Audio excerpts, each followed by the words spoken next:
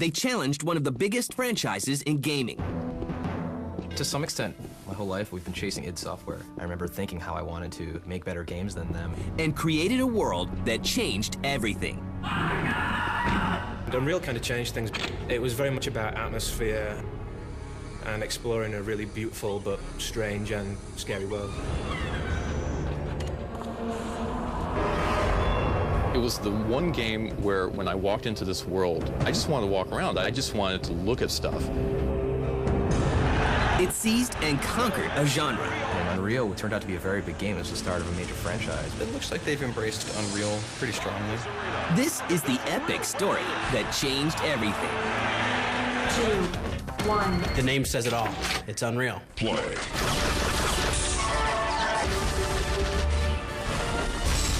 Flawless victory!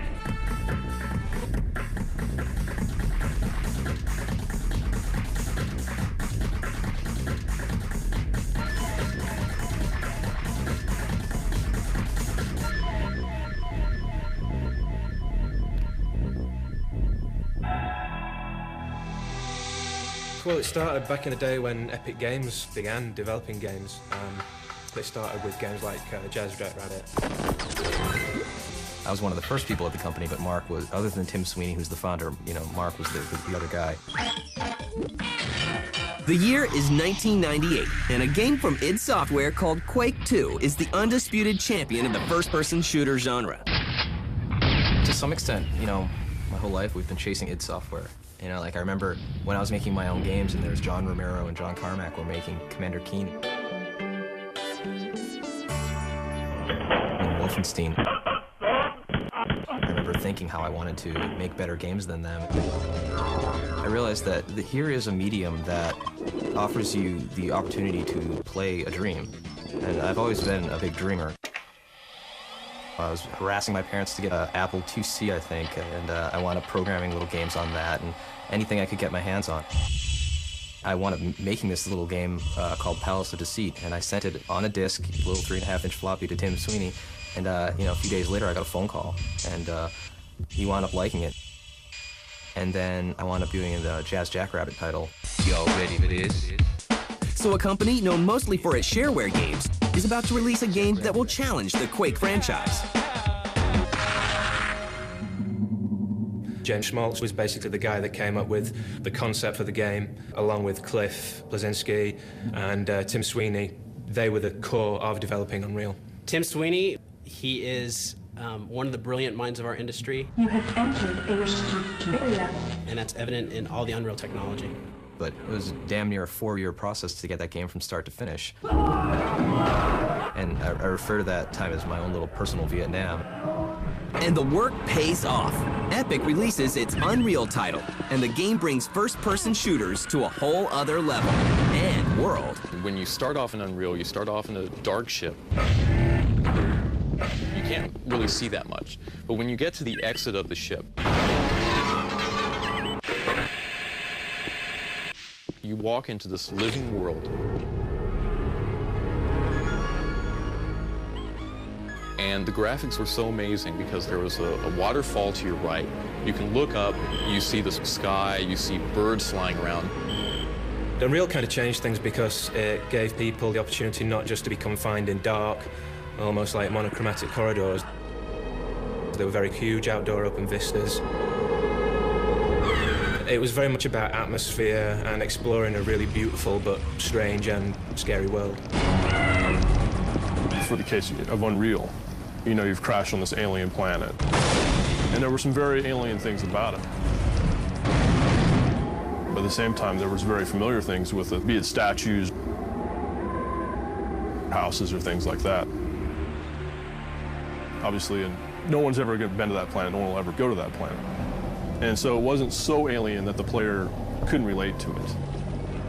It was the one game where when I walked into this world, I just wanted to walk around for a little while. I didn't even want to play it. I just wanted to look at stuff. And there was a bird that was flying overhead. I took my gun and I actually shot the bird and it flew down. It actually crashed and landed. To be playing a game, a first-person shooter, have your guns and there's alien guys you have to go kill and things like that. And you go outside and you actually stop to like check out a waterfall. To me, that says a lot.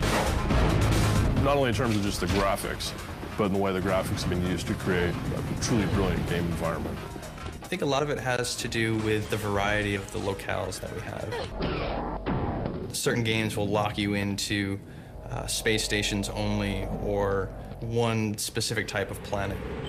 And Unreal has a huge variety of levels, and variety appeals to a lot of people as opposed to just sticking them in the same brown room over and over again.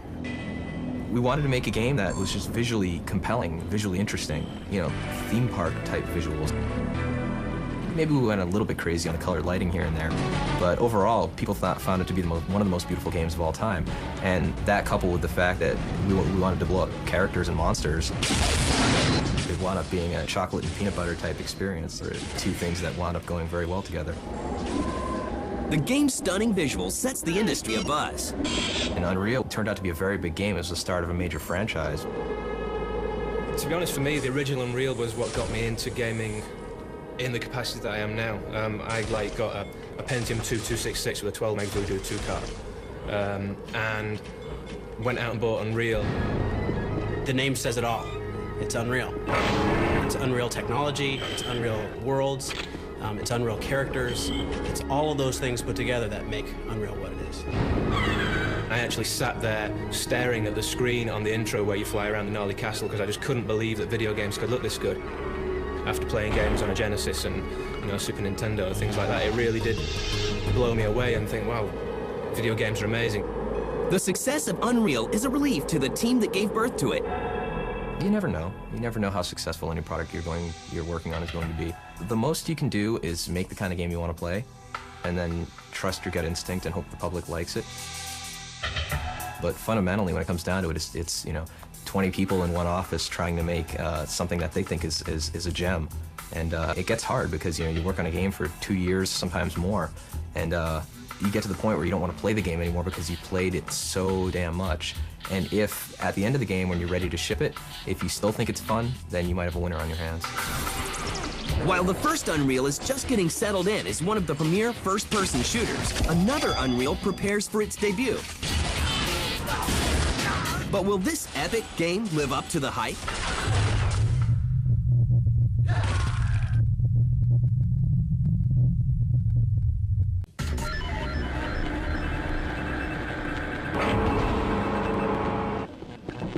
As Unreal gains notoriety in the gaming world, one of the key members of its development team is thrust into the limelight. Cliff is definitely a personality within the video games industry. If you've ever been to E3, CES, anything like that, or if you mix in the upper echelons of North Carolina elite, you know who Cliff is. Technically, my title on Unreal was co-designer and lead level designer. And I was responsible for looking at the environments that everybody made and combing through them and seeing if they were fun and pretty and engaging. And he continues to push what a level should be, a design should be.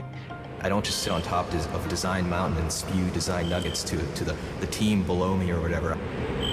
I work with the same tools that the team does. I'm in the trenches creating environments alongside with them.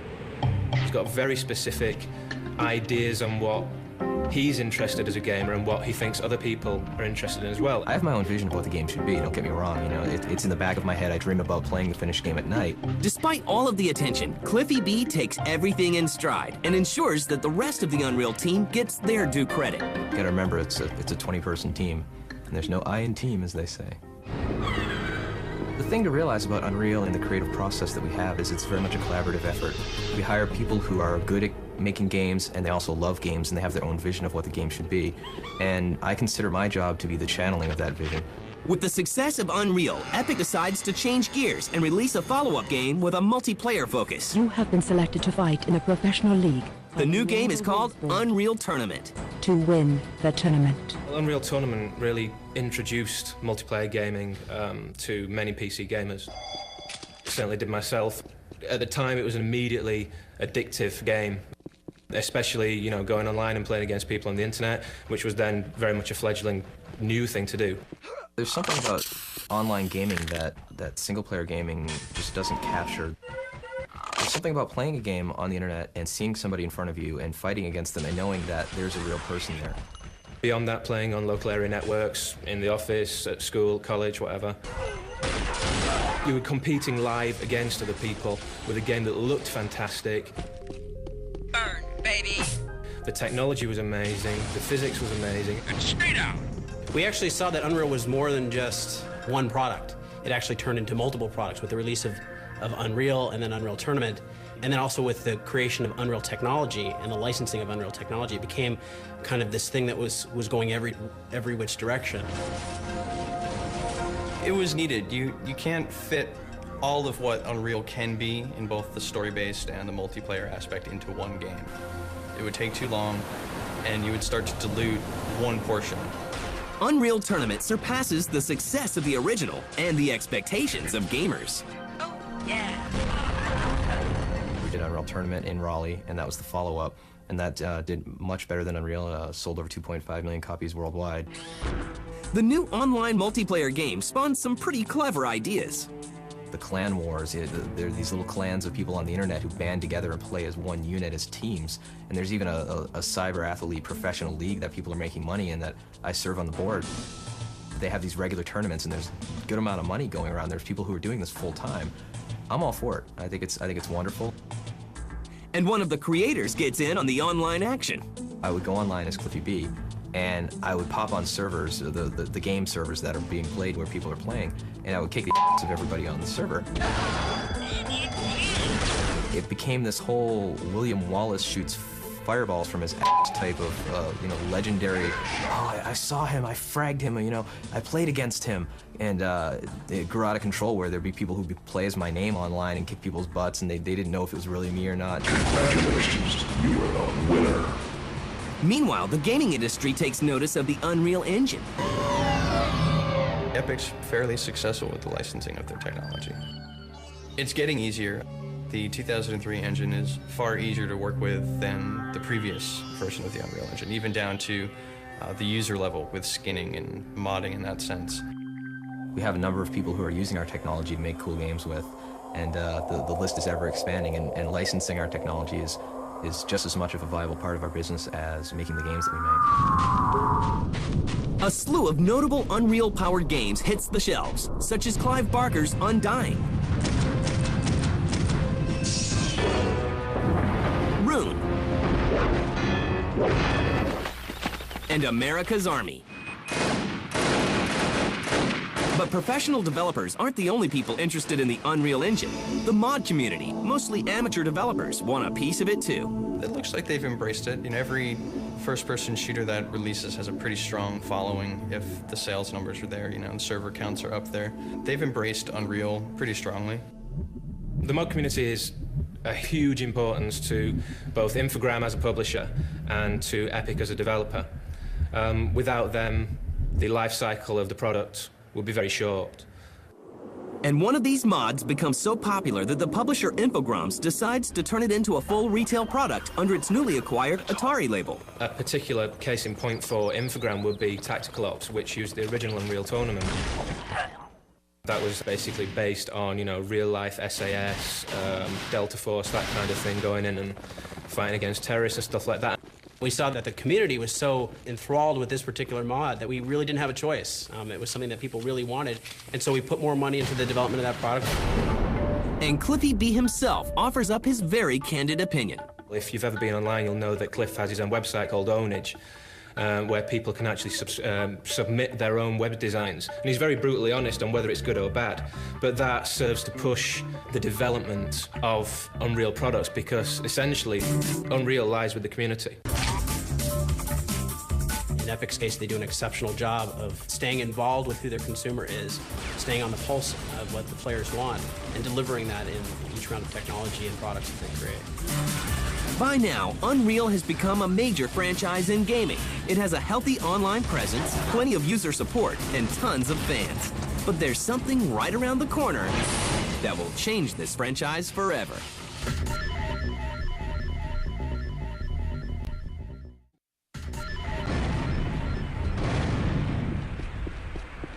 In 2002, the Unreal series is firmly entrenched as one of the premier gaming franchises. Unreal Tournament 2003, the legend returns. Unreal Tournament 2003 is released, and gamers everywhere are wowed again. We didn't just take UT, slap a new coat of paint on it, and try and make more cash by calling it 2003. How do I look?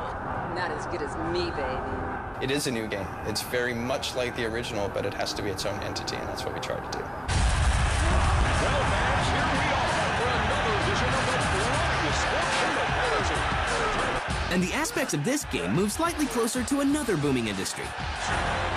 What we're trying to concentrate on now is trying to go for like a future sports aspect, concentrating on the development of a team and a league of players and moving your way up. The game includes an eccentric cast of characters. Motig, Feralith, Thorax, Stamina. But it's the multiplayer aspect that has fans all fired up. Multiplayer is everyone jumps in, everyone just blows each other up with no theme, just instant arcade action, which is fine. But we wanted to lend the sports feel to it just to have some sort of fresh feeling to it. Blue team scores. It is a competitive sport, and that kind of reflects what's happened online because, you know, people do compete professionally. There are clans and there are guys who go out there and earn a considerable amount of money just by playing games like Tournament and Tournament 2003. Anyone else want New round in. You have a more competitive arena to do things in. You have more access to different styles of presenting the game. Announcers. Blue team dominate. Averted. Or scoring. 2-1. Blue team scores. Themes.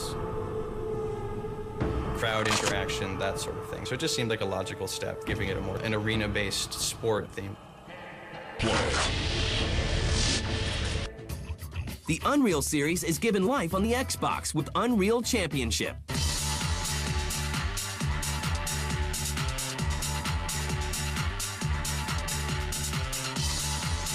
Yeah, this is cool. You can play against all the other guys around here. You're gonna frag them. Unreal Championship was originally developed on the Xbox. It was started about 2 years ago. And there's a lot of subtle differences and a lot of large gameplay differences. But Unreal Championship is really geared towards the console. We designed a lot of the levels around the controller. We spent a lot of time researching what the best controller configuration would be so that we refined them highly for each different platform. Again, it's pretty sweet. Duck faster next time. Obviously, the Xbox was a good fit for the Unreal brand. It was online, out of the box, being able to have the live support from Microsoft, and they worked really closely with us to give us the best experience that we could for the end user. Is that your best? But things don't stop with Unreal Tournament 2003 and Unreal Championship. A full sequel to the original Unreal is released in early 2003. Unreal 2, this is our next big title. This is going to be huge for us. Unreal 2, rather than being a multiplayer game like, for example, Tournament 2003, concentrates fully on the single-player aspect of the Unreal universe. Good to see you, Dalton. You play the role of a guy called John Dalton, who's a TCA Marshal, which is effectively the 24th century's equivalent of a sheriff of the Old West. Sir, I know the score. Stow it, Dalton. You're basically in the back end of space. There's nothing much happening out there when all of a sudden, you know, all hell breaks loose. Mayday, mayday! We're in trouble down here. The facility has been overrun by hostile aliens. Remember now, search and rescue. No rough stuff. Yes, Mother. And you're involved in an incredible adventure featuring different races, different worlds. Like the original Unreal did for me as a gamer back then, it's going to define what first-person shooters are to a new generation of gamers. I'm absolutely convinced that people are going to love Unreal 2. Let's look at the main base in the holotank. Meanwhile, the Unreal technology keeps getting more unreal. This huge generator provides juice for the heavy rock-crushing equipment. Here is the nearest entrance from your drop point. Good luck down there. We have this, like, 1,000 times leap in detail. And we basically had a year where we had to figure out how to upgrade our technology and our pipeline for building these environments to the point of using this much detail and really showing it off. We're not sitting back and looking at Unreal 2 and Unreal Tournament 2003 and thinking that we're done. There's still a lot more that's going to go into the Unreal brand. But in the end, the Unreal franchise is still a labor of love for those that created it.